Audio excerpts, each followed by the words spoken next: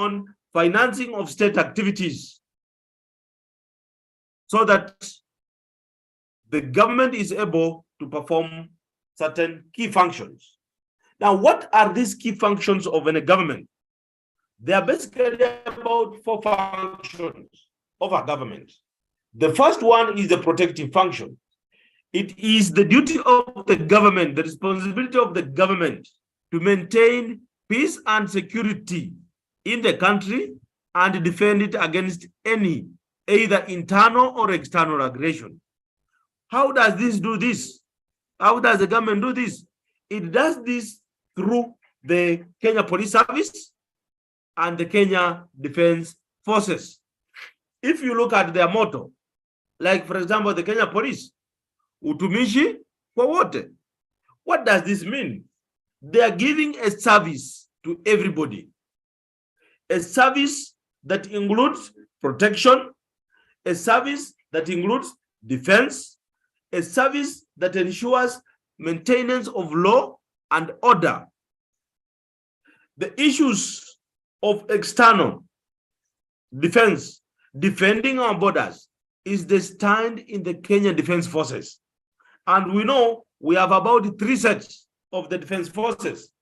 We have those who are in the air, those in the water, and those on the land. You talk of the Air Force, you talk of the Injikavu, and name them. Now, why do we do this? Looking at this protective function, how does the government do this? We are saying that the government is responsible for maintaining peace and security in the country. We are talking of within. Then we want to defend it against any internal uprisings or any external aggression. I want to take you down the memory lane. Look at the Al-Shabaab menace and the issues of Somalia. This was a threat, and perhaps the reason why Kenya is so concerned about peace in Somalia. We send there our troops. Look at what is happening in Congo, DRC.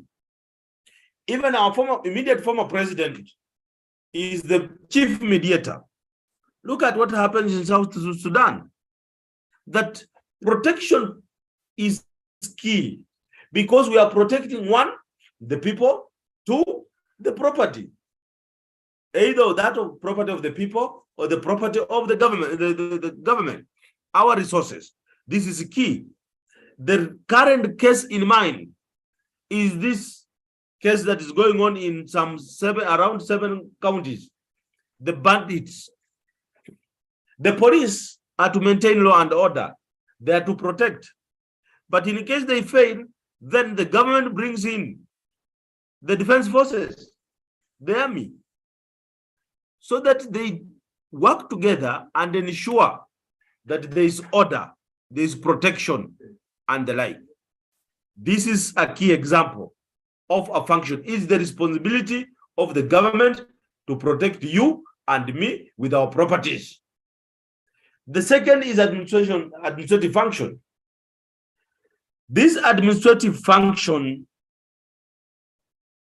implies that the general administration of the country vests in the government. When we are talking about the government, we are mainly focusing on the national government. But given the 2010 constitution, it brought to fore the devolved administrative units, the devolved governments. So when we look at the government, we want to look at the government at those 2 levels. 1, the county government, and 2, the central or otherwise the national government. That it's the duty of the government, whether it is national or county, to ensure that we receive the services, we receive the services that are required to be delivered by the government, more so in terms of the administration of the country, from the national level to the grassroots. How is this done? This is done through the devolution of the administrative units and the various government ministries and departments. Constitutionally, At the national level, we are supposed to have a maximum of 22 ministries and several government departments. Look at the devolved units, the county governments. They are supposed to have about 10 ministries. All these are geared towards providing or meeting the administrative function of the government. Look at the national government structure. From the president, who chairs the executive, the chief justice, who chairs the judiciary, and the speaker of the National Assembly and that of the Senate. Those are the ones who chair the legislative arm. That's the structure of the government.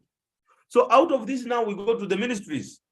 So if from the president, if we look at the executive, from the president, we'll come to the regional commissioners, come to county commissioners, sub-county commissioners, come to your chief, assistant chief, and the crew. That's the structure of the central government. In terms of the county government, the head of the county government is the county governor, who works with the deputy. Then they have those functions they perform are devolved in several ministries. They have 10 of them. But hierarchically, if we come from the governor, office of the governor, then we have the sub-county administrators. Then we have the ward administrators. Now, from the ward administrators, we have established the village administrators. That is the structure of administration at the central government, at the county government. So these structures help us and help the government to perform its administrative function. The third major function of a government is service delivery, where the government is responsible to providing social services to its citizens. These services are deemed to be vital for the welfare of the society. What are the basic services? Basic services are those that improve the livelihoods. More specifically, things to do with education. Education is a basic need and it's mandatory under the UNESCO Convention, as we are going to see. Things to do with health, that even if the government has been devolved, we have central or national government and the county government. There are certain things that have not been devolved. Look at education. Parts of education are the only ones that were devolved. That early years education were devolved.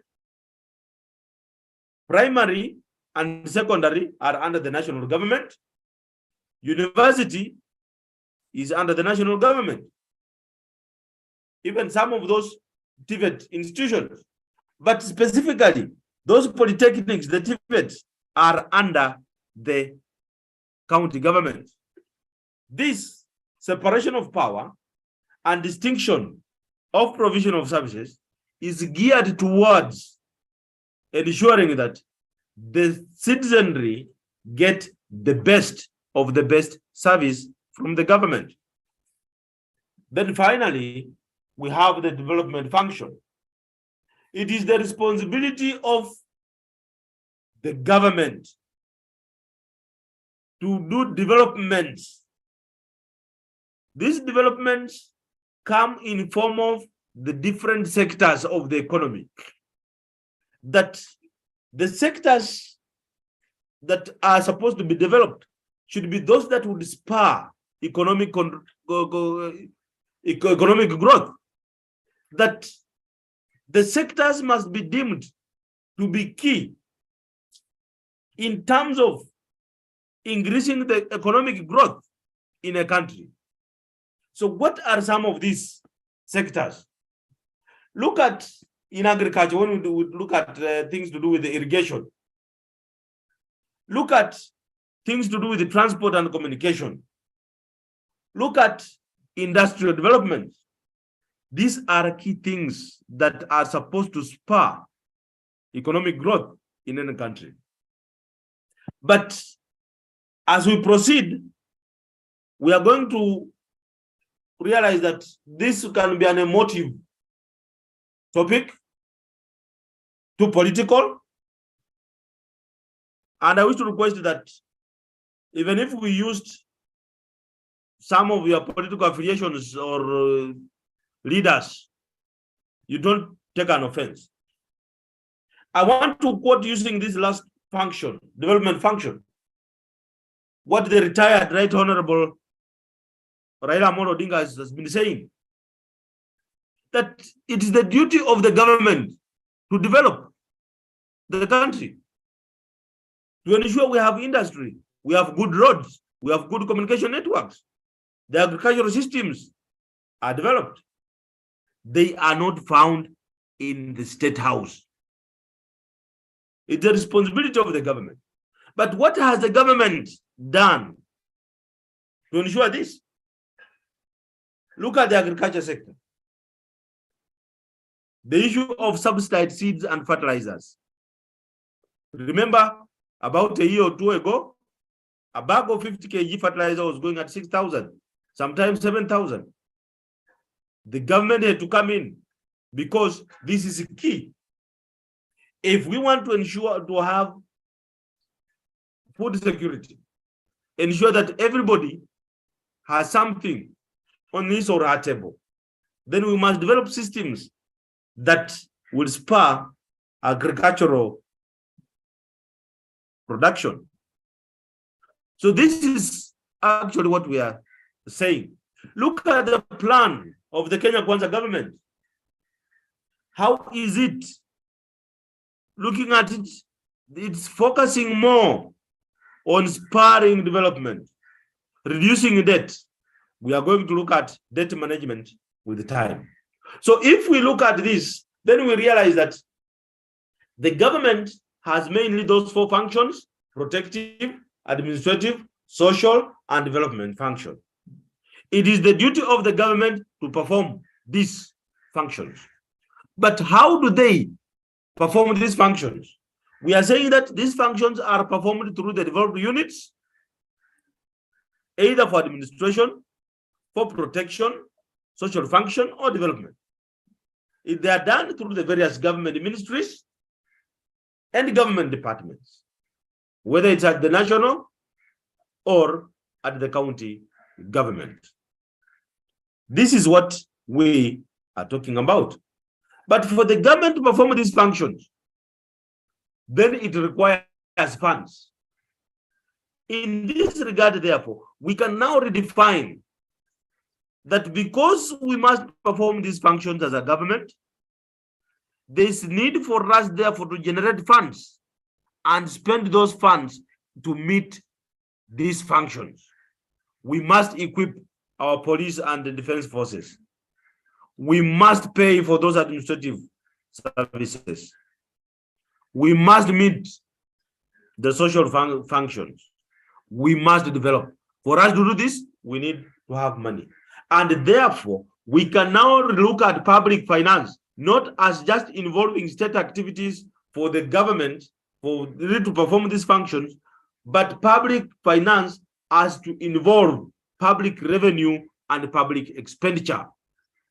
So if we look at public finance as being public revenue and public expenditure, then there's need for us to delve into the matters of public revenue and public expenditure. Let us see what public revenue is all about. Public revenue, ladies and gentlemen, this deals with whatever the government receives as the income. This is the income of the government. That the government has various sources of income, those that can both be internally or externally. Mainly, we are focusing on those that are internal at this stage. What are some of the sources of revenue, internal sources of revenue of the government? The main source, and this is why Kibaki president succeeded, and he kept on saying, Lipa Kodi. Uhuru came and was lukewarm. Ruto is there and he's saying, Lipa kodi, tax. What is a tax? This is a compulsory contribution that is imposed on individuals.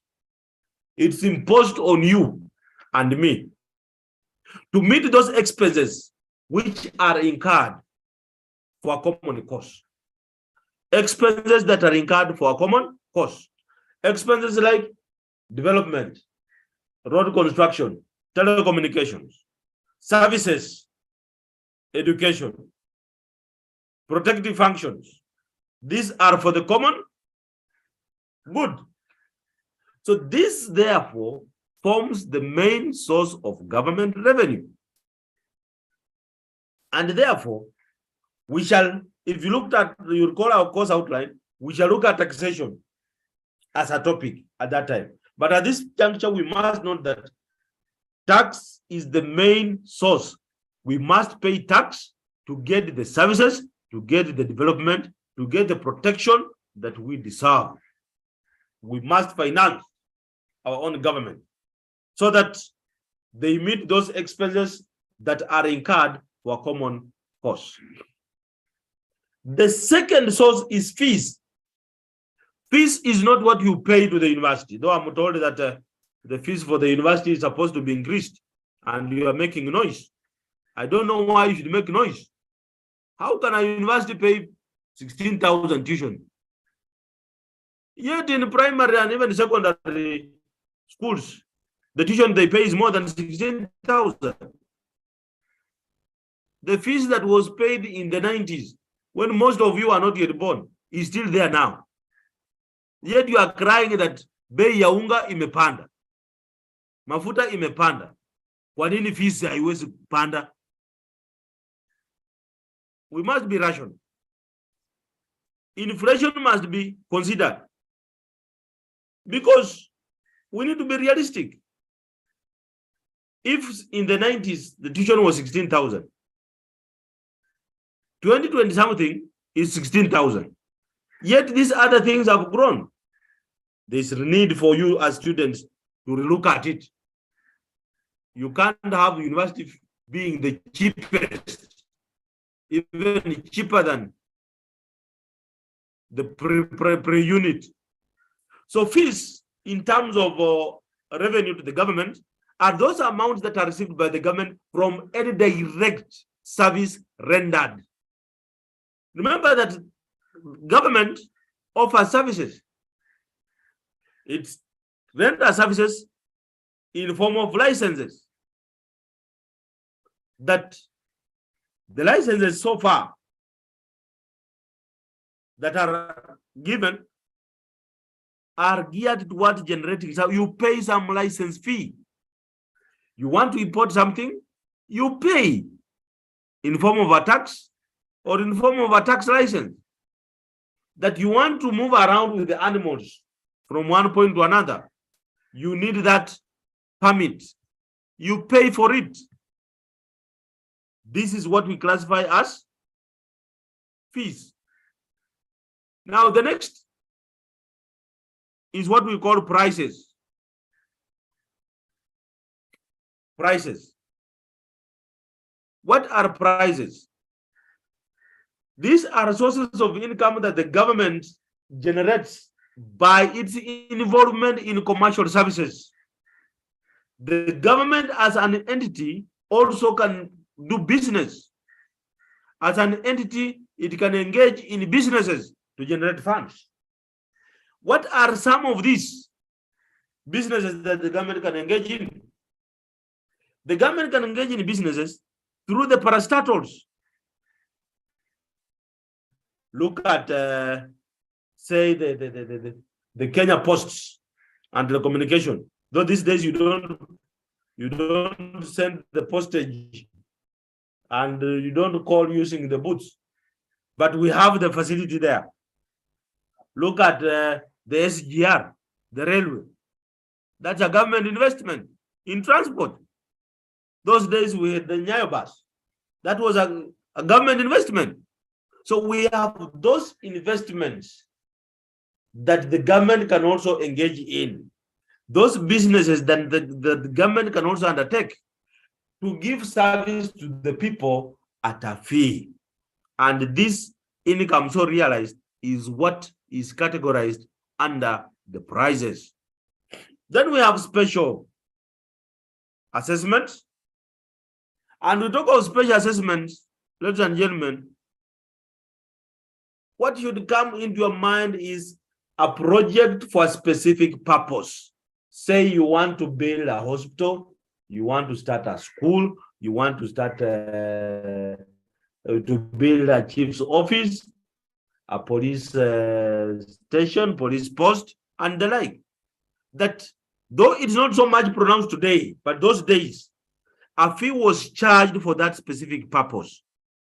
And citizens or the locals were asked to pay for it. In fact, we suffered during our days. For you, you have found things. You are a blue band fellas. You have found things very easy. Because you can have one spot for everything. We kept on moving from one office to another, looking for your chief for a whole month when we are looking for IDs. And you go there, you have to pay certain levies for chief's office. I don't know for what Harambes, for what. This is there. Police posts were the same. But these things seem to ward off because there has been that change. Instead of levying this on the citizens, now CDF has come in. This National Government Constituency Development Fund has come in and has replaced this because people are now being supported through the CDF project. But all said and done, there must always be a percentage, a proportion that is contributed by the locals for anything. Even that Kibabi University police post, there is a cost that people give. You know, you can have land, you can have to provide accommodation for the police, and what have you. Those are the contributions, and the value for that constitutes the special assessment. I look at this and remember the history of Kibabi University. Kibabi University came from Masinda Muliro University. How was Masinda Muliro University established? How were these institutions like Sangalo Institute established? They were established under the similar arrangement. How are some of these big schools established? They were established under a similar arrangement. If we take our mother university, Masinda Muliro University, for example, that way back in the early 70s, they saw that there was a need for us to establish a college of arts in the region. So then people like Masinda Muliro, Martin Ishukuku, and the likes, they implored upon their people to collect and contribute something so that they could establish. When this was done in the region, and perhaps this should explain why we talk about Rivanzoya towards the north and Rivanzoya towards the south, and we treat each other with contempt. That those from this other side now, the Bungoma region, did not submit all the what they contributed. They said no. These fellows, because they had a history that it was dating back to so many years, they will just eat the money. So they sent part and retained part and established their own, which is now Sangalo.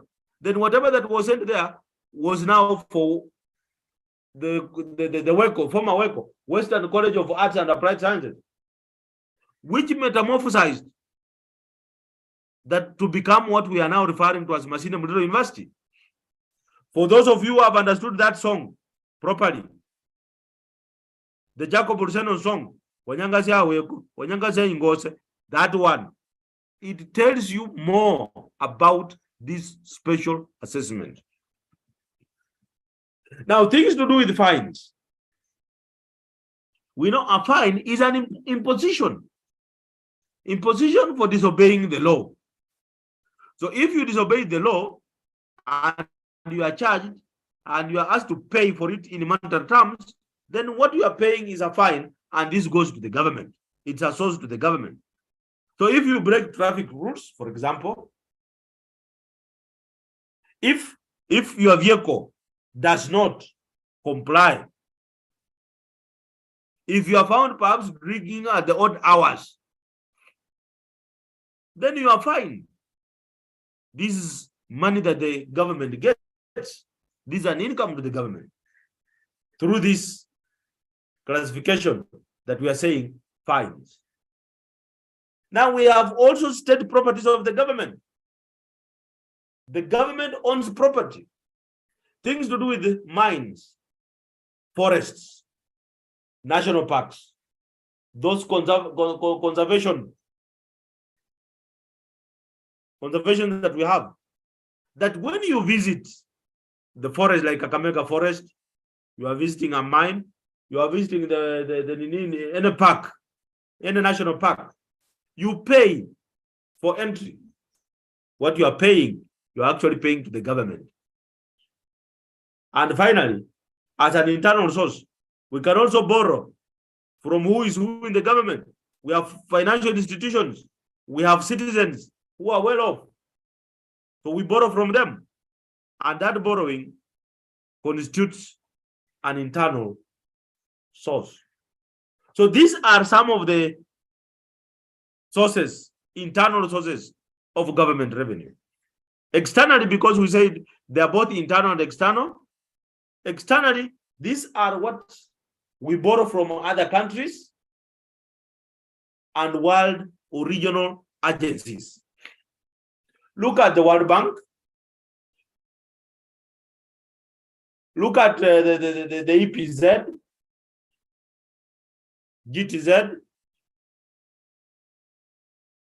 These are things that we are talking about. Our trading partners like China, US, we borrow from them. And we can also borrow from regional blocks. Unfortunately, the regional blocks here are not so developed. Like now, the IGAD, the East African Community, they don't have the capacity to lend, but we could borrow from them. So anything that we get from trading partners outside the country, from outside the country, that constitutes an external source of income. We shall revisit that in a short while. But having now collected the funds, how do we spend? This is in under public expenditure, because we said public finance involves public revenue and public expenditure. So we look at public expenditure, and public expenditure is just the spending. How does the government spend what it has collected? The government spends what it has collected on the basis of certain principles. There are basically 5 principles that guide public expenditure. One is the principle of economy. This principle, in a nutshell, in a layman's language, says that resources are scarce, and therefore we should not waste any resource. The scarcity, which means that we should spend resources on things that are actually necessary. And when we are spending, we must use it prudently to minimize the wastage. Economy. Their resources are scarce, and therefore we should not allow any wastage. The principle of sanction, or otherwise some books talk about it as the principle of authority, which says that public funds should not be spent without proper authorization.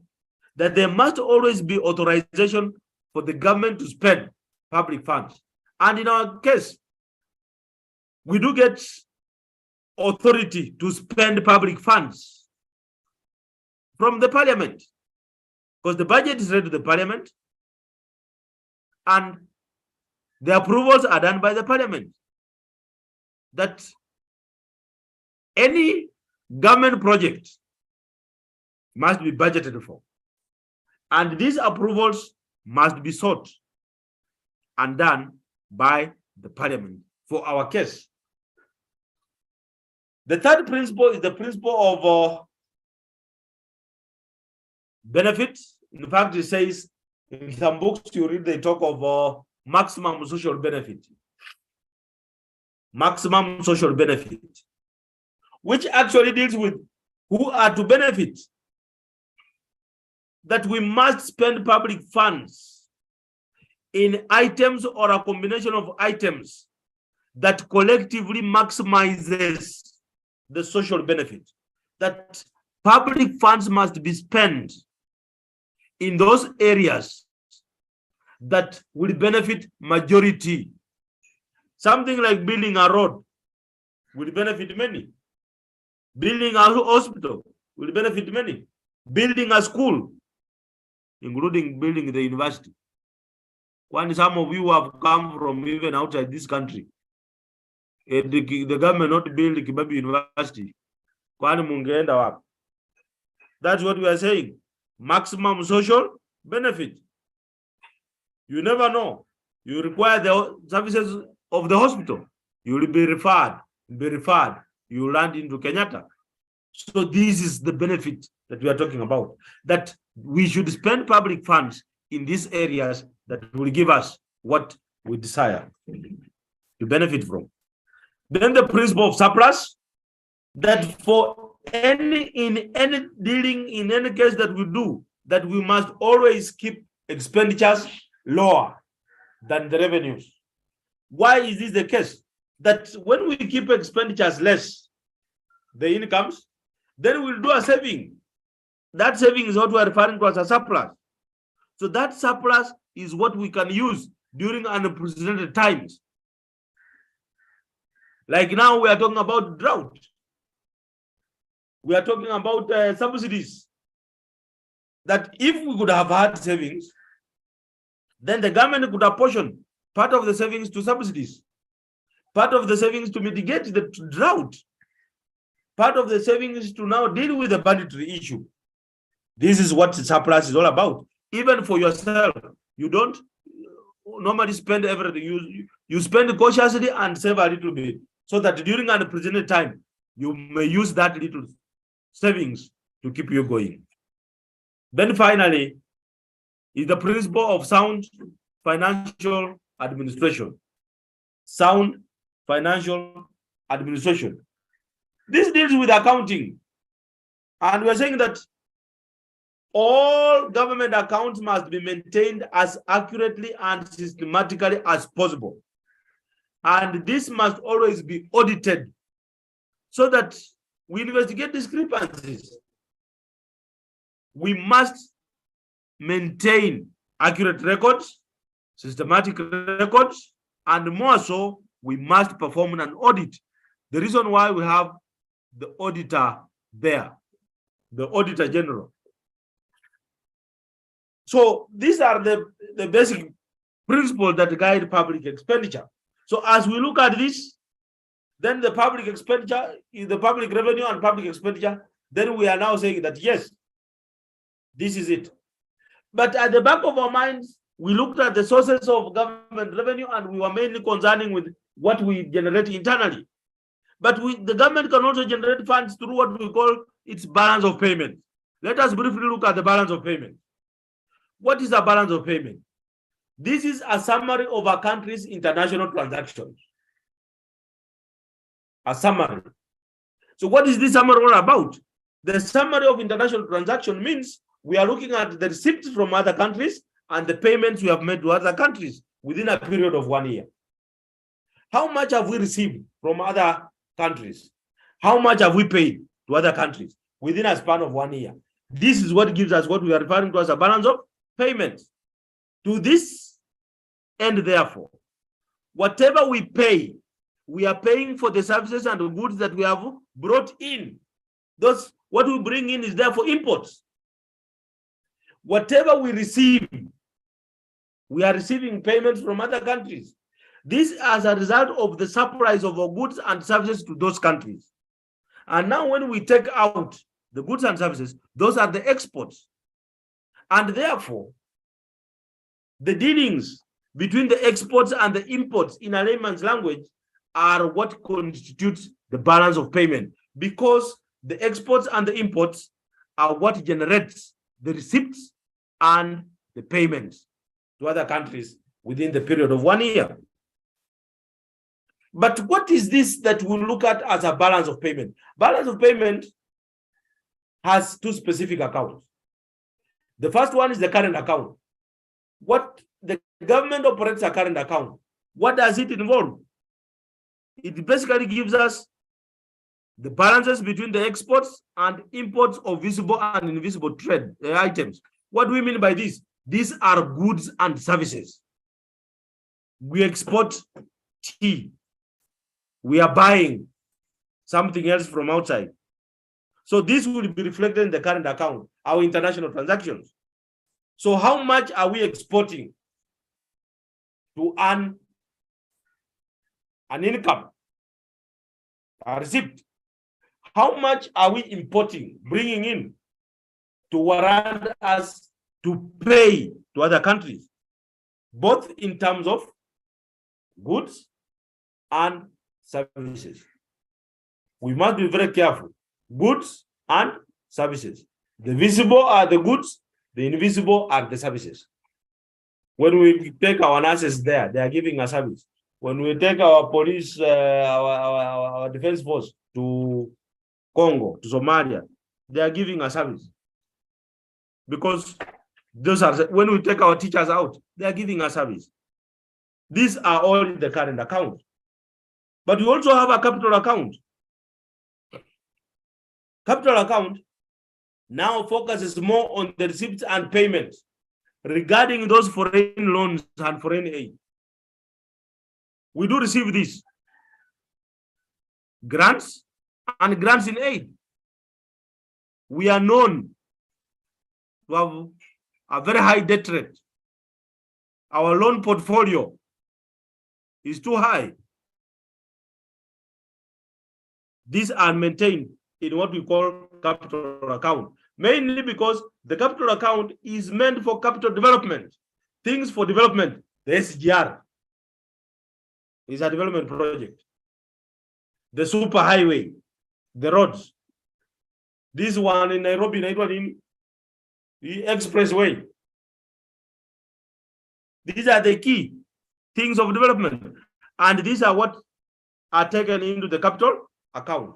We receive aid in terms of financing, maybe free education, basic education. That's an aid. So it's reflected in this. So this is what we are talking about as a balance of payment. But as we look at the balance of payment, there is need for us now to compare. We are talking about the receipts and the payments. Now, when you compare the receipts and the payments, then it gives us something we are referring to as a surplus, a deficit, or at equilibrium. When receipts exceed payments, we are paying less, we receive more. Then we shall have to be in surplus. This surplus from the balance of payment is what generates income in the country. Perhaps the reason why we should enforce to have more exports than imports. The converse is the deficit. We are paying more than what we are receiving. We are paying more than what we are receiving. So if we pay more than what we are receiving, then the implication is that we are creating a debt, which we must pay. And who pays? It's you and me, because you and me, we are the government. Then when these two, the payments and receipts are the same, they are equal, we refer to it as a balanced balance of payment, or the balance of payment is said to be at equilibrium. So those are the scenarios. If we have a surplus, we have to generate an income, and this is therefore an external. So it goes to support our projects and meet our functions, the four functions: administrative, protective, social, and development. If it's a deficit, then it will eat into our service provision, our function provision.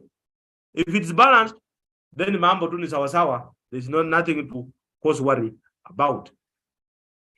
Another concept we need to look at is the gross domestic product. the GDP. What is GDP? GDP is the total market value of all the finished goods and services in a country within a year. The market value of finished goods. What does this mean? That we are monetarizing, we are giving monetary value to all goods and services. And therefore, GDP is a monetary measure of the market value for annual output of a country. GDP, a monetary measure. So we convert the services, we convert the goods into a monetary value. And because we are talking of final goods, finished goods, what are these finished goods? Those goods and services that are produced for final use, not for resale. What we produce and consume locally. This is what we are referring to. So as we produce and consume within our border, that is an internal, that's a domestic product. So in terms of this, then we must look at what is coming from the agricultural sector, what is coming from the industrial sector, and what is it that is coming from the mineral production. So all these that we are producing from agriculture, from mines, from industries, and we consume locally, these are things that constitute the gross domestic product. Then we also have the gross national product, the GNP. Now, GNP, unlike GDP, this extends and includes all goods and services that have a potential of generating income in any country. We have a potential of generating income in any country. Meaning that we go about what we produce and consume locally to include what we get from other countries and what we pay to those other countries. Now, the balance of payment is coming in. So what we pay and receive, that difference, that is what's generating the net factor income. The net income from abroad, the international dealings, the balance of payment, the exports vis-a-vis the imports. So when we look at GNP now, this is what we produce and consume locally and what we trade, the international transactions that we hold. To this end, therefore, GDP, add on that net factor income, must therefore give us the gross national product. I must be very firm and clear, and you take note of this, that it's expected that the GNP is more. This GNP should be more than the GDP. This GNP should be more than the GDP because it has that net factor income. But many times you find that the GDP is likely to be more than the GNP, as is the case for Kenya. How does that occur? It will occur, GDP will be more than the GNP if we look at the net factor income. If the net factor income is positive, then the GNP will be greater than the GDP. If the net factor income is negative, we have made a deficit in our balance of payment. So we must finance that from the GDP. We must pay that deficit from the GDP. So if we do that, this will not be plus, but it will be minus. And therefore, the GDP will be more than the GNP of any country. So the only circumstance under which the GDP will be more than the GNP is when we have a negative net factor income from abroad. The imports must be more, or otherwise the exports must be less, the imports, for us to realize that. This is key, and this is important for us to understand. So tusikue wa kusikia tu tunalia tu, oh, deni, oh, we are suffering. Why are we suffering? Because we are creating negative net factor income. And that will eat into our GDP because we must finance it. So when we finance it, then the national product will always be lower than the domestic product. That is what we are saying. Maybe we look at some charts and see what people are saying. I don't see anything serious. Or people are just registering. Good. I hope we are together.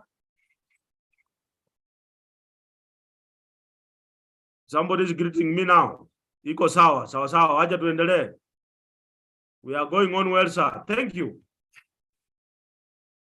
Then the process of determining the income and expenditure, the process of public finance is controlled through this process that we want to refer to as budgeting.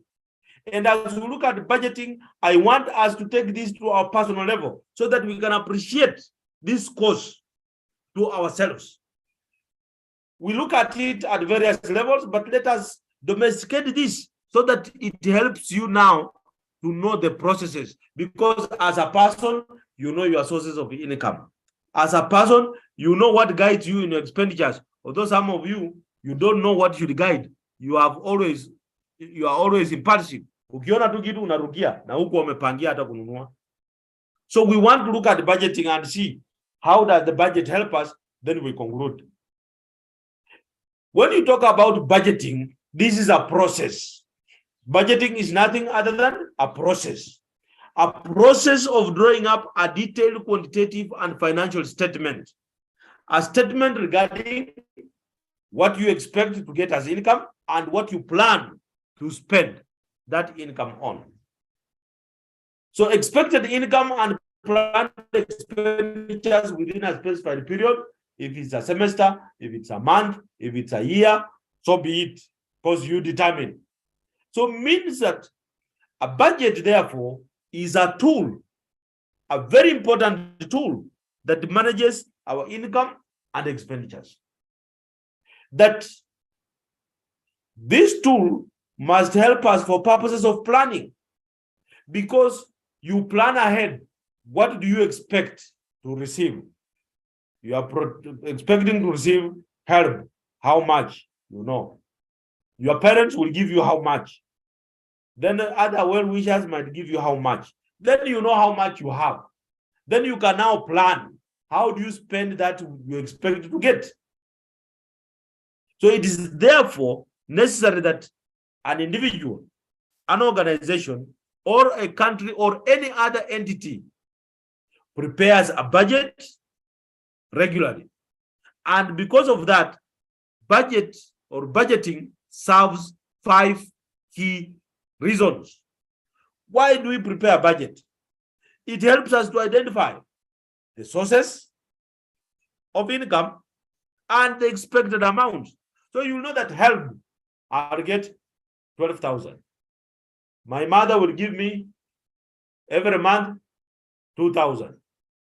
Well-wishers will give me this. That's what you expect. You are identifying your income streams. Then how much do you expect from each? That is what the budget will help you understand, and that one what makes it important for us to prepare a budget. A budget is a tool that helps us evaluate performance.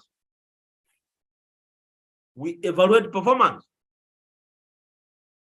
How do we evaluate performance? We want to see, are we operating within our means? Are we operating outside our means? Are we too mean to ourselves? Because some people even are too mean to an extent that they don't even want to have a meal, yet they have money. They think that is Taisha. Maisha ni mzuri na ni sponge bwana. You need to enjoy. Mwingine anasurvive tu ugali kuku, ugali maragwe kila siku. Ugali omena. Kula kuku bwana. Maisha ni mafupi. Plan for it. That a budget will help you to harmonize decision-making process. because it's a very important tool in planning. You will decide that now I've overspent here, so I must look for means and ways to cut down expenditures so that I arrive this.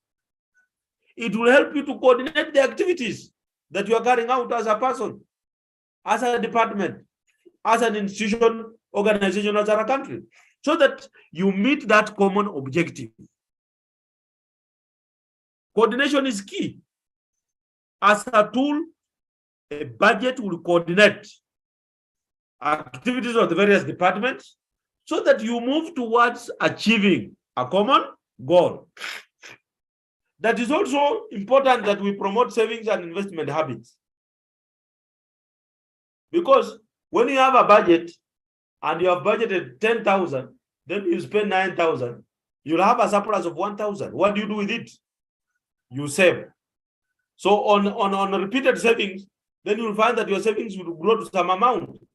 And that's the habit that should be inculcated in individuals, businesses, and even in this country, the saving culture, cutting costs. Then, of course, every budget must have aims and objectives. And therefore, the budget must be able to help one achieve those aims and objectives. Because you are saying that we are going to build 100 dams. Within what period? 1 year. So you provide budget for that. That each dam is going to cost 100 million. So you want 100 dams, you need 1 billion for that. So you budget. So within a year, you want to see, have we built 100 dams? Did we provide the finances? Or was it just a political statement? These are things that we need to be cognizant of. I'm very cautious. I don't want to be political, because if I do, then I'll create more problems. But now, what are the main components of a budget? Recall from the beginning of public finance, we are talking about revenues and expenditures. So similarly to the budget, a budget has key components, and the components are related to what we have been looking at in terms of the incomes and in terms of expenditures. Incomes are the revenue components, expenditures are the expense components. That what we estimate to receive from the various sources, that is what gives us the income or the revenue component. So the amount available, the amount that we expect to get, determines the level of the activities that we have to undertake within the budget period. If you expect to get a boom, help. So if help has been giving you 10,000, then you anticipate that it's going to give you 20,000. You see, already there is that increase, and therefore the level of activities will increase with an increase in revenue. Now, the expenditure component, we are talking of the expenses incurred during the budget period. How do we do this? That we allocate the various amounts to the various expenditure levels that we intend to accomplish. Take the example of the dams that we expect to get. We must generate 1 billion to have 100 dams. Now, if that's the case, we must therefore allocate that each dam will cost 100 million. So with that in mind, therefore, we will be able to visualize and see to it that we shall accomplish that. But the income and expenditures, as we saw under the receipts and payment, they go along. When you spend more than what you expect to receive, then you will be in deficit. Watakuwa mtu ya madeni kulialia kuombaomba left, right, center. But when you plan to spend less from what you anticipate to receive, then you will be in surplus. You will have some excess, which you can either save or which you can now use during those unprecedented times. Remember the principle of surplus, whereby we must always maintain the expenses to be lower than the expected incomes, so that those savings that we make will help us during unprecedented times. So the surplus is key, because that surplus can be saved, and this only occurs when the expenditures or the expenses are less the incomes. But if the two are equal, then we say that this is balanced budget, or otherwise the budget is at equilibrium. Now, there are three different types of budgets. We have personal budgets, organizational and institutional budgets, or business budgets. Then we have the national budgets. Briefly, let's look at personal budgets, business budgets, and finally we conclude by looking at the national budgets. Personal budgets, this is what is prepared by an individual, you and me. And because we have said that every budget must have a goal, it must have an objective to be achieved, then we must have a goal. For example, you as a student, what is your goal? Your goal is to have a successful semester. So you want to create a budget that will help you go through the semester. So what is it that you want to meet within the semester? You want to attend classes, you want to do the assignment, you want to do whatever. Online, you have to buy bundles. That is what your objective is, your goal. So for you as a person, you must see to it what are your sources. Remember the two components of a budget. What are the sources of income and then the expenses? What are your sources? From work study? Do you have some dividend somewhere? Are you going to get salaries or wages? Are you going to get gifts, donations, help, and what have you? As a person, what are your sources, expected sources of income, and the various amounts? Then now the expenses to be incurred. We have said that the amount of income that determines the level of expenditure or the level of activities to be involved. So what are you going to spend? How are you going to spend as a person? Whatever that you expect to get. That expenditures must be on the basis of need. That the basic needs must be given precedence. Food, shelter, clothing, they must. You must have food, you must have shelter, you must have clothing. Then now these other things, you must now have those other things like the radio, a vehicle, education. Those are secondary needs. So basic needs first, then secondary needs follow. But as we do this, prioritize the activities, starting with the basic needs, then secondary, then tertiary. There is need for us to understand what must we consider when we are preparing these personal budgets. Don't put your aims and objectives too high. Some of you, I want to use you as students. You are living a life that is not yours. Wewe kwenu watu wanalala njaa. Na huku ndio unajifanya umetoka kwa matajiri. Let your aims and objectives fall within your income bracket. Unajua tu kwenu the maximum to raise is 2,000. Na umekuja huku umejiweka wewe kula ugali nyama kila siku. Shame on you. Let your aims and objectives fall within your income bracket. If you have, spend. If you don't have, be cautious with the expenditure. And secondly, always consider the affected individual should always be involved in your budget making process. Let your guardian, your sponsor, your parent know that ugali nyama is 11 bob.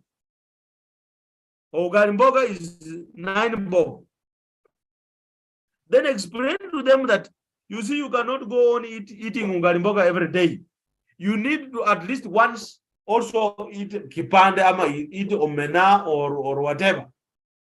Make them understand, involve them, so that as they also provide for you, they are aware that leo utakulako kidheri, utakulako kanyama once a week, utakulako chapati, utaenda Kisumu boys Omena. We are human beings and we must face the fact. Then the third and important consideration, basic needs should be given preference over secondary and other items. Always start with basic needs. Hapana tembea tu ukisema nimelala njaa, hujajipanga. Basic needs first.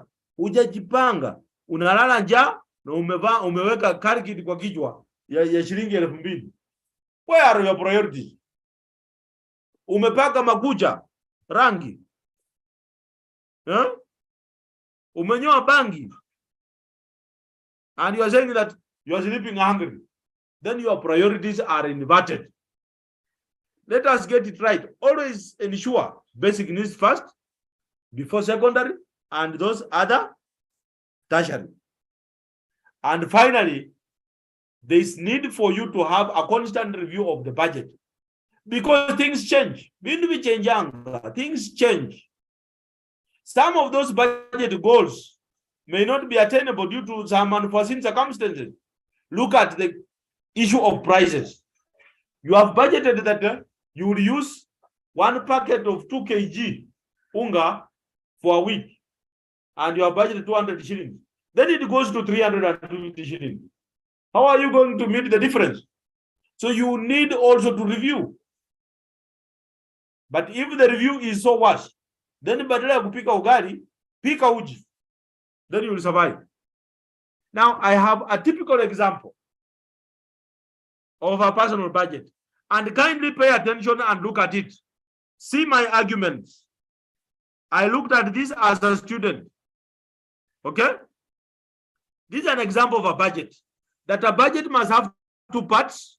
1, we must reflect the incomes, and 2, we must reflect the expenditures. What are my sources of income? Salary, that is constant. These are 3-month budget. So I'll receive 8,000 per month for January, February, and March. Then others. I've generalized as others. Because if you'll be coming from home, utapewa 2,000. February wanalima nyumbani, March watakuwa wanakutumia 1,200. Hiyo ndio watafaulu kupata huko nyumbani. So what will be your expected income? For January is 10,000, February is 8,000, then March is 9,200. So how do you plan to spend? That's your income stream. Now, in terms of expenditure, we have said basic needs first: food, clothing, shoes, rent, transport. Then you want to save and buy a phone because we are having online classes. Hata ukiambia mzazi nyumbani atakununulia simu, atakataa because haelewi. So you must use your own means and save, because when during Easter you'll want how to buy, it will be on offer and therefore it will be cheaper. So you plan that for January umetoka nyumbani, utabebako maharanga kidogo ile ya kutengeneza busa. So you'll spend 3,000. In February, food, you know February will come with a lot of things. There is Valentine there.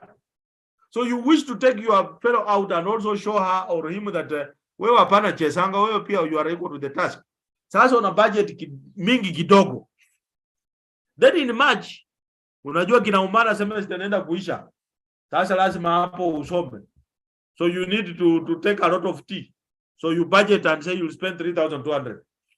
For clothing, ukitoka nyumbani tunatakana tukuona angalau umenunua nguo mzuri. So in January you have budgeted kununua. February unaweka dash because umetoka tu nyumbani, hakuna mahali unaenda. Sasa hilo ununua iko nayo. But for March hutaki kwenda na ile nguo na kujua ulikuwa nayo nyumbani, uendeko na nyingine wajua umebadilika. So utanunua wako 1,900. Get my arguments properly. For shoes, when you come from home, we should also see you that ulikuwa na ya Christmas, hata kama ni ya mtumba, nunua ya 500.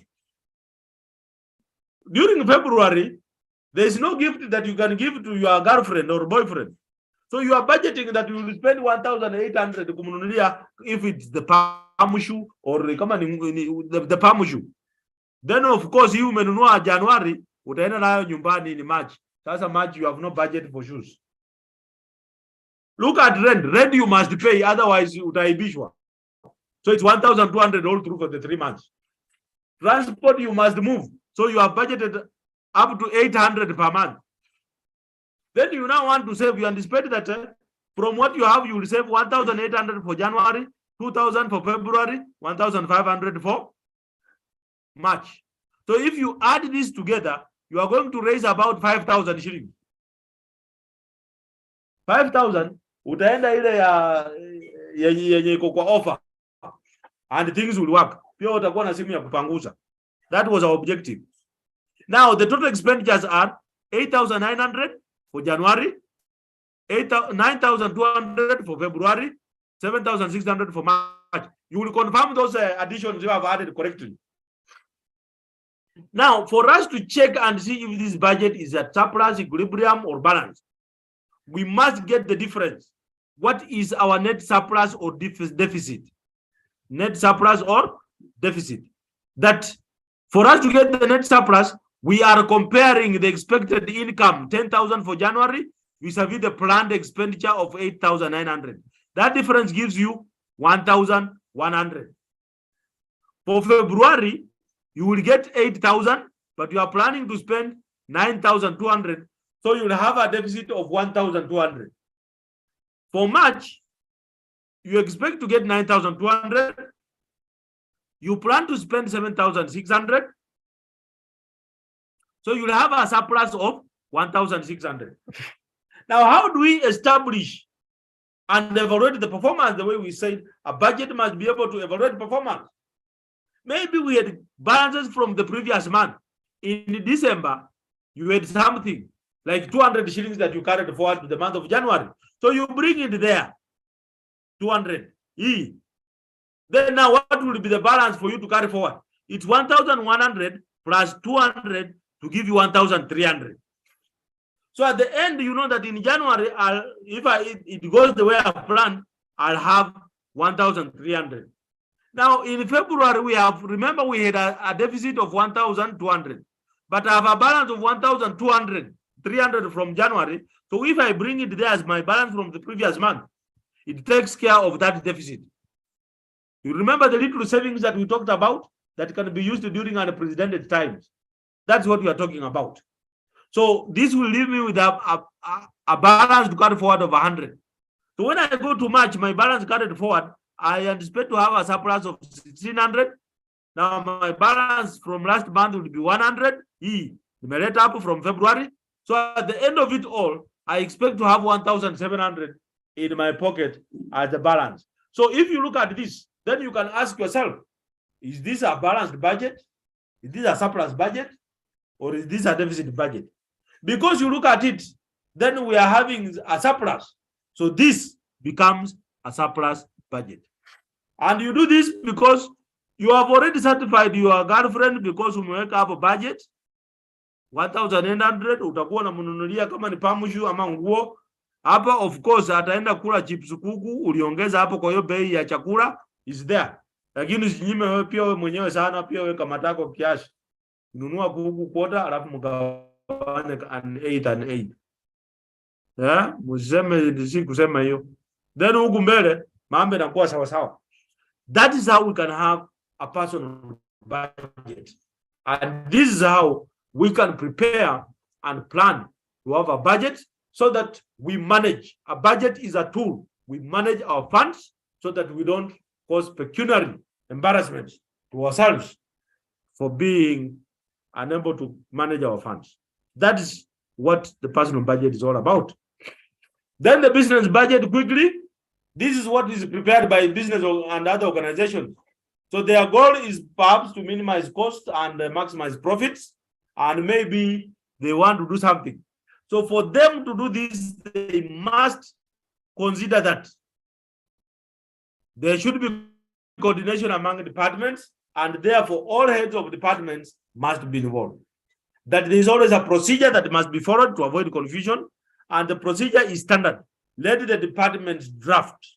They forward to the relevant authorities for them to amalgamate and have an institutional budget. Then it's reviewed. Once it's reviewed, then it's taken back for adjustment. And once it's taken back for adjustment and they're done, it's brought back for now approval. This is what happens in business, because like a business organization, we have the sales department, we have the marketing department, we have the administrative department. So all those departments have budgets which should be brought together. And it's like the universities, we have departments that are there. So each department will prepare. Then the finance will collect it together into one. Then they will send it to the ministry as the university budget. Then there will be approvals there. The budget is read. Then it is brought back to us. Whatever that is approved, we make adjustments and then we submit based on the adjustments that are there. And that's how the university will now operationalize that budget. But because the focus of business budget is different, we are mainly focusing at looking at it in terms of the cash forecasts, the incomes and expenditures. These business budgets are what are sometimes referred to as the cash flow budgets, as we may look at them in some books during the course of our reading. So their preparation is the same as those of the personal budgets, and therefore there's an exercise there for you. You can do, use the same format, identify what are the incomes for this business, this Book Point Investment Limited, that for the month of January, February, March, they had sales, they paid salaries, they paid wages, they paid rent, and they also have raw materials. So if this, you can identify that the sales are the incomes, then you have the salaries which you are paying, wages which you are paying, rent you must pay, and you must also pay for the raw materials. Look at it and then see, is it a surplus budget? Is it a deficit budget? Or what is it? And if this business will actually meet its goal, if it will make profits or not. Then finally, we look at the national budgets. Some of us just listen when they are reading the national budget, and you have seen even MPs dozing off because some of them don't understand. Thank God this course should make you one knowledgeable, because when you are there and they are talking about these things, you will be able to understand and you will be remembering Duncan was because of this that we are covering.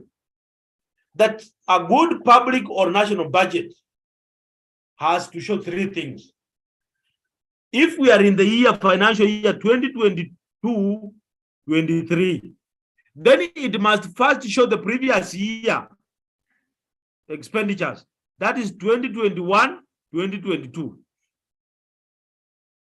Then it must also show the revised estimates, those estimates that come as a result of amendments, supplementary budgets for the current year. And then finally, we must give now the estimates for 2023 and 2024. Any budget, it looks at the previous financial year budget, what actually worked, the current financial year budget, the actuals, and then now we project the next year's financial budget. So that is what the national budget is all about in the layman's language.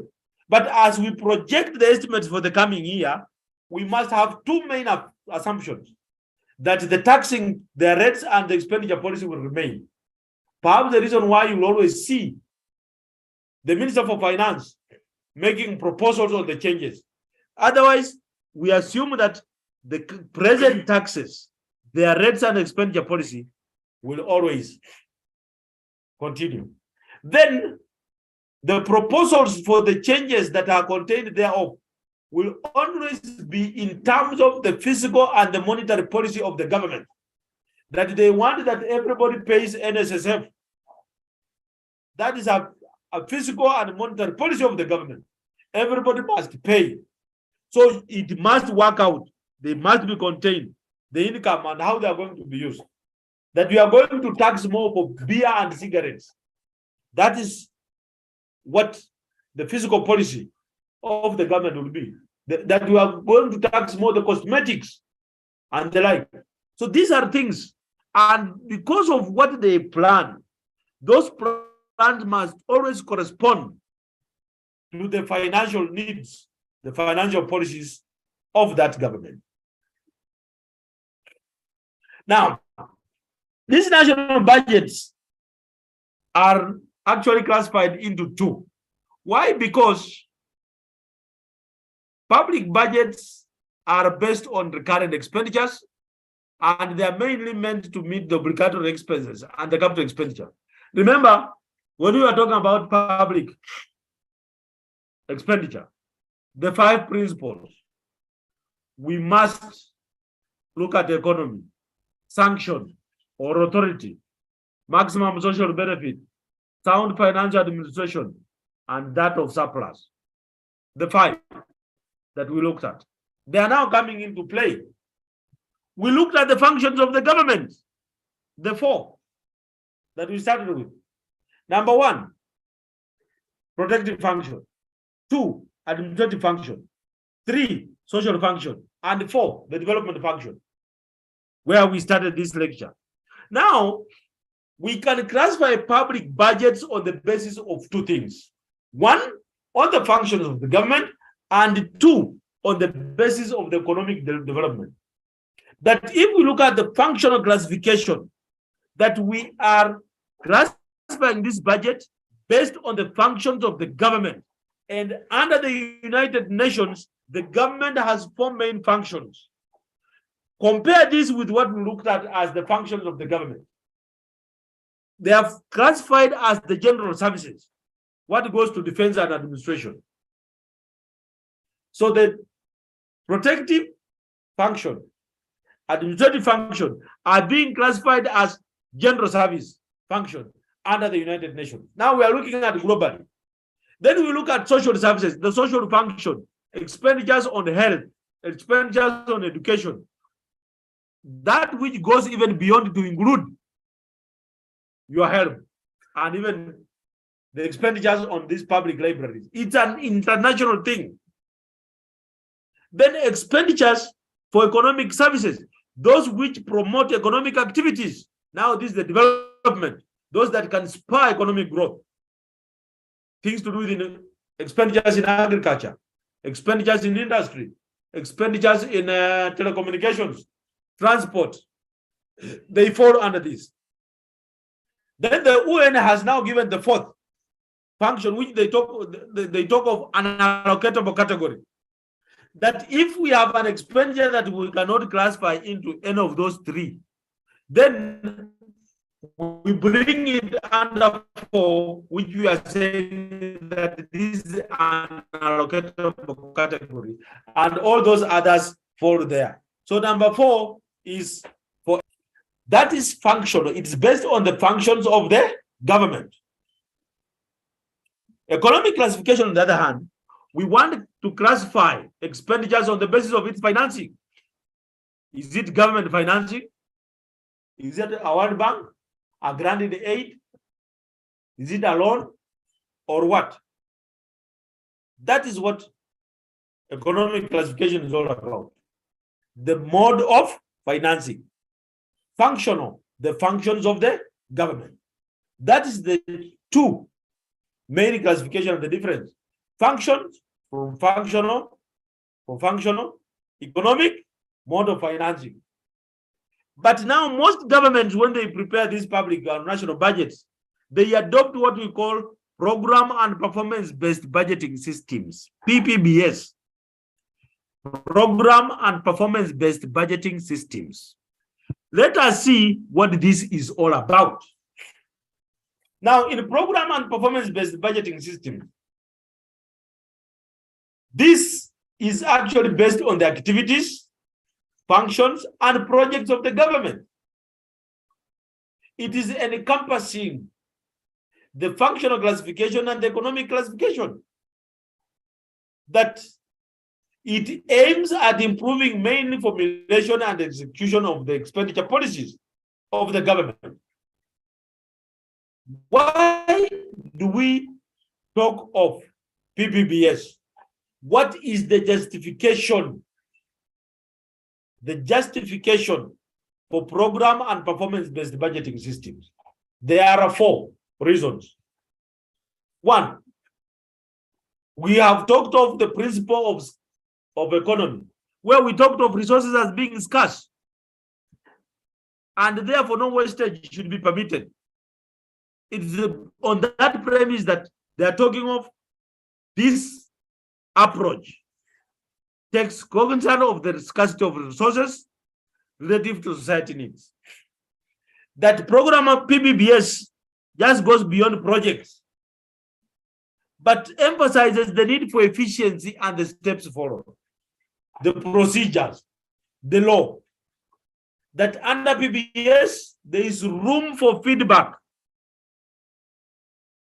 Feedback so that we can use by the executive and the legislature regarding the decisions they made. The feedback aspect. This is the reason why most governments adopt this. And finally, they don't want that haphazard tendency to create decisions.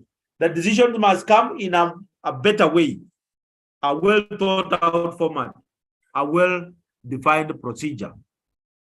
So because of this, PBBS enhances this, and this justifies why most governments adopt this as the way. Now, despite this justification, what are the steps that are involved for successful PBBS? Number one is you must define the goals and objectives. We want to develop 100 dams. Consequently, therefore, each of the counties must have at least 2. So we are diversifying and we are putting in place policies. Once we have the dams, irrigation will be done. And what measures the government will undertake. Now, there is need for us to deploy those analytical techniques. How do we deploy the analytical techniques? We do this through what we call the cost-benefit analysis. What is the cost of building these dams? Is this cost worth? Is it beneficial? If the benefits outweigh or justify the costs, then we go in for that. And PBBS follows that to the latter. Then finally, there is that element of projecting the current programs and policies, especially to the future. As we do these dams, what are we looking at in the future? We want to have enough water, which we can pump to our farms, which we can use as human beings, which we can use for our animals. But above all, we want to sort out and solve the problem of food security and irrigation. So it's not just about the current program, but we want to relate it to the future benefits. So if we develop dams now, the future benefits will be more. So this is what this is telling us. I'm using practical examples for us to understand, because I don't want us to spend more time on this. But nothing comes without challenges. What are the challenges with this approach? Which problems exist with program and performance-based budgeting systems?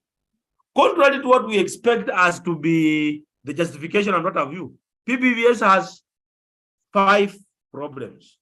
Number 1, multiplicity. One objective may be a target of more than one program. So we want to ensure we are food secure. How do we ensure that? By providing, lowering inputs, farm inputs, providing water for irrigation. So we are doing dams, but you see now, there are more to it than what we think about. Quantification. This is where the problem also lies. We cannot quantitatively measure some results of some program. Let me start with services. How do you measure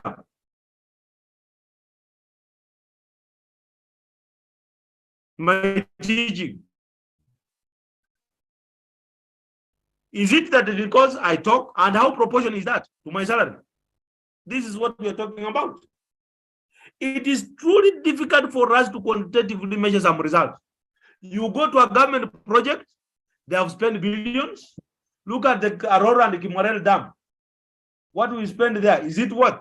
And yet we want to go back to dams. Quantification. A public officer who goes to the office and puts a coat there, then he walks around sipping tea, reading the newspaper, then he comes back for a few minutes and goes. How do you quantify what that person has done? Quantification in terms of products and services. Flexibility. Things go with the political system. If the political system is flexible, then it will be better. But suppose it is rigid, then it becomes difficult. Look at the way we are now saying that everybody must join NSSF. Everybody must pay tax. It doesn't matter who you are. We can't apply the law that the former presidents, who even died. And yet we are still giving exemption to their families. Was this a family thing, or was this a personal thing? We know that it's only one president. Kenyatta was the president. Jomo. Why should his family enjoy the tax exemptions to death? Uhuru has been the president. Let Mama Ngina pay the tax, and let the family pay the tax. This is a problem of analytical skills. How good are our people who execute the program? How well are they skilled? Normally, most people have a limitation in terms of the skills. I want to be very practical. It is a common practice in the recent past that we have structures coming down. Does it mean that we don't have those structural engineers? Why do they come down? There is perhaps a problem in terms of the skills. They have a limitation. That's why when they construct, things come down. The accounting system. Mainly, it should be less aggressive. If a program, a budget is less aggregative, then it will work more efficiently. But the more aggregative it is, the more the spending. Most governments want to make it more aggregative because they want to spend, and perhaps that's where they get a kill. But how does this augur to mankind, to the citizen? This is food for thought for you. These are things you think about. Use them to evaluate our own country, Kenya, our mother country, Kenya, our beloved government. Then say, yes, we are doing well in terms of the budget, or we are doing poorly. Use this to look at it and say, yes, with the revised budget, they have done environment. Is the environment okay? Where they have put more money. If we can afford to reduce development expenditure at the expense of recurrent expenditure means kulipa watu mishahara na kunywa chai na kutembea na vitu kama hiyo. Development is to do construction of roads, industries, and what have you. So if we can't construct roads, but we want to sip tea in offices, we want to make trips, shall we achieve our objective?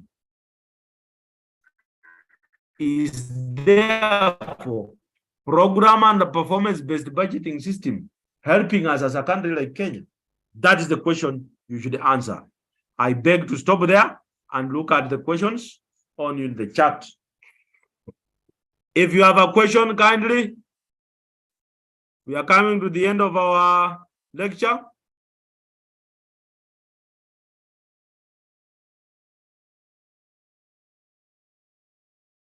Mimi wanakula na mrere na munyu plus kunde. That's where you belong. Vivian Nasimiyu, pambana na hali yako na ukubali hali yako iko hivyo. Sasa umeamua tu kusema ukweli. Hakuna haja kudanganyana. Tuseme tu ukweli na ukweli tuweke huru. Acha tukule tulale njaa. The rest is okay. Sawa sawa, but make a good budget from this. So that you don't Kisumu boys. Kumbe ulisikia nimelala njaa mkuu, si uongo. Hujajipanga. Usipojipanga utapangwa. Waambie ati urembo. Hiyo urembo ndio inamaliza pesa na wanalala njaa. In the name of keeping the body sizes. Nimependa hii lesson sana. Thank you Cyprian Clinton Siptan. Waambie hii urembo ya I don't want to be against the ladies. Comrades, leo tutasikia. Mmesikia nimemaliza. Makucha ya rangi inaingilianaje wapi na food?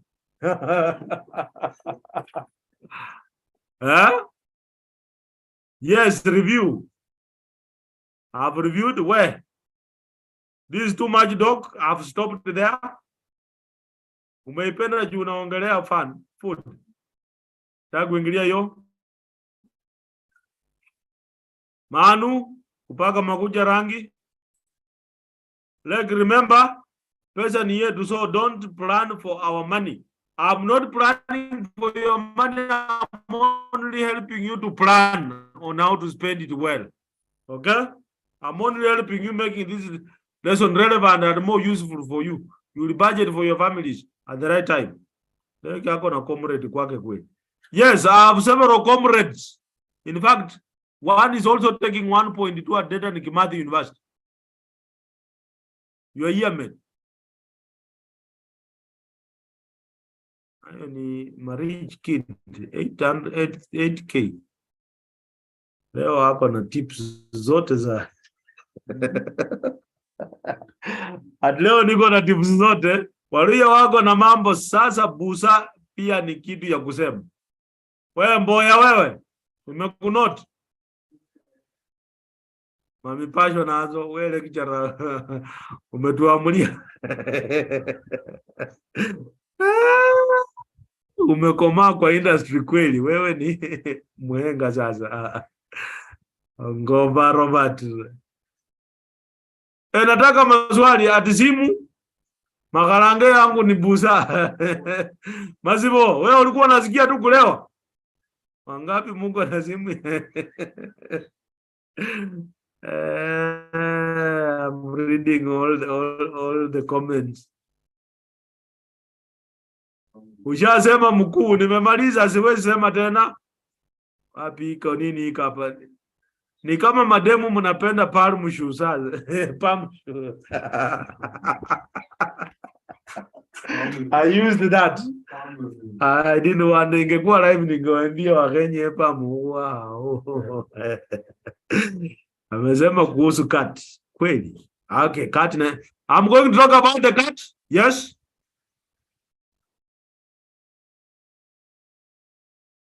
I've enjoyed today's class. Sawa sawa. Please doc, share these notes. Okay? When will our cat be? Yes. You tell me when you want the cat. I ask you, we clear today. Sasa unibaie kuku. Brian, share the business budget slide. Okay, business budget slide.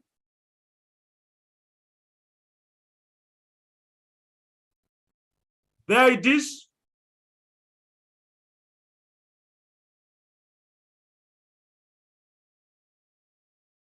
I've shared.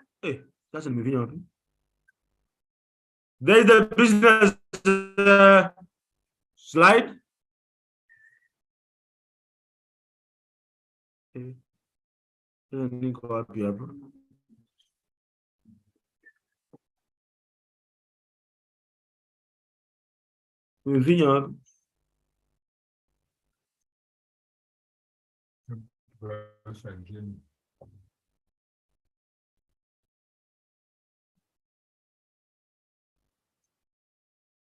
Video.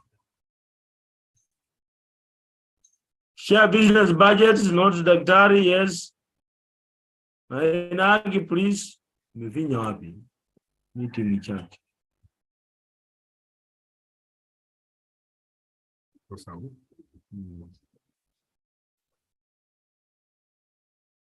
Nasikia hapo kwa ukopoa lecture bwana. Very good.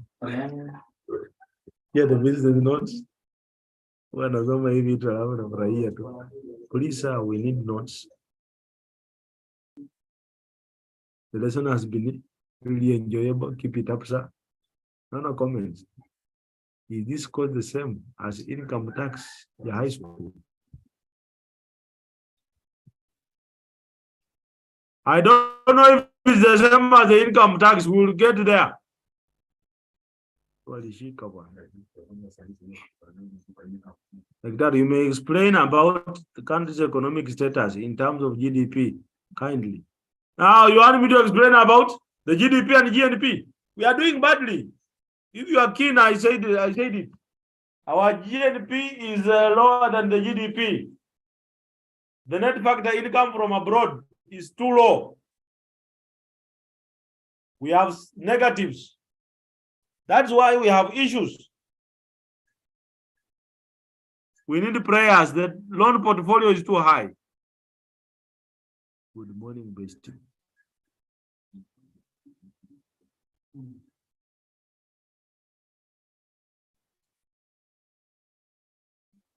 Mimi sio Yesu wa Tongaren.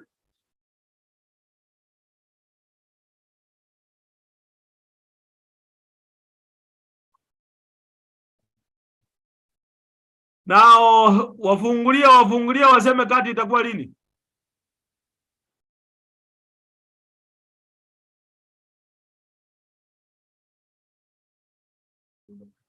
My brother Magdi wafungulia tusikie waseme kati itakuwa lini?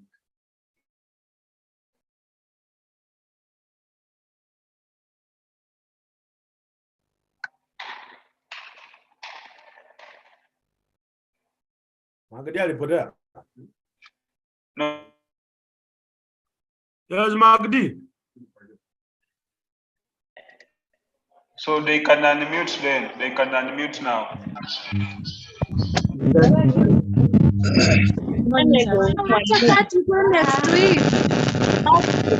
Next week.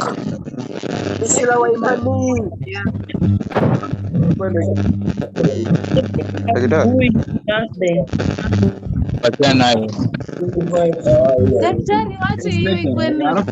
Mingonja sana. Daktari, mau rumah jenuh.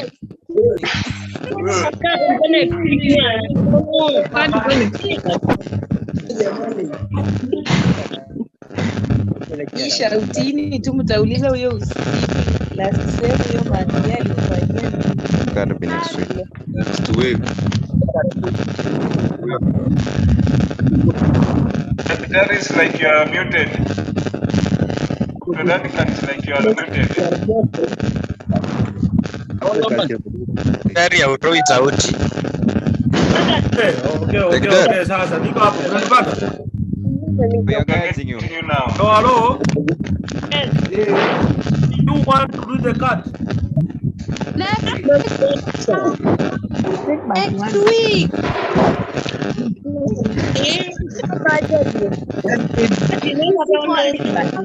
After next week. That's Isa. Go to next week. After next week. And then tell them because they don't want to be part of their.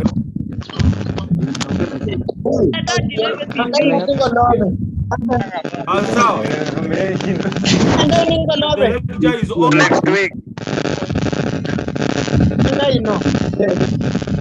Take the decision myself.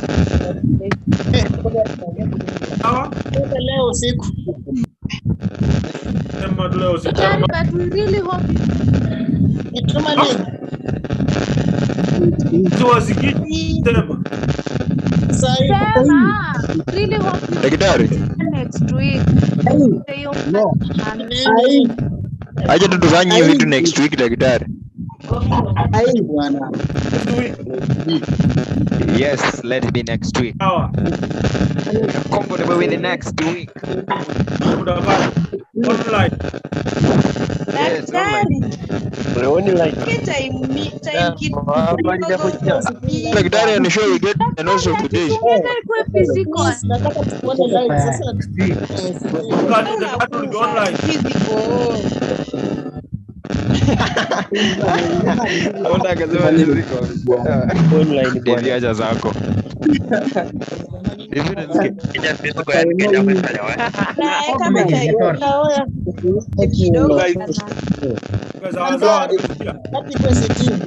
Thank you daktari. We are done with them.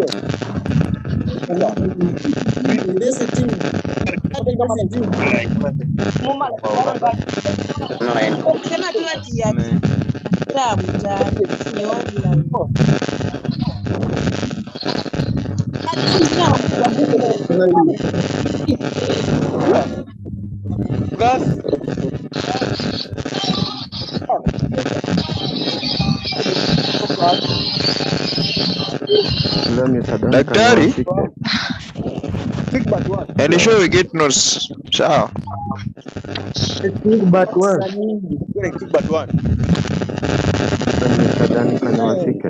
Not hapana, not scenario. kama PDF ifungukie tajiendeleze nenda bado. Notes muhimu. Cheki notes alafu na zile video zenye amepost pale kwa e-learning bana hazifunguki. Wewe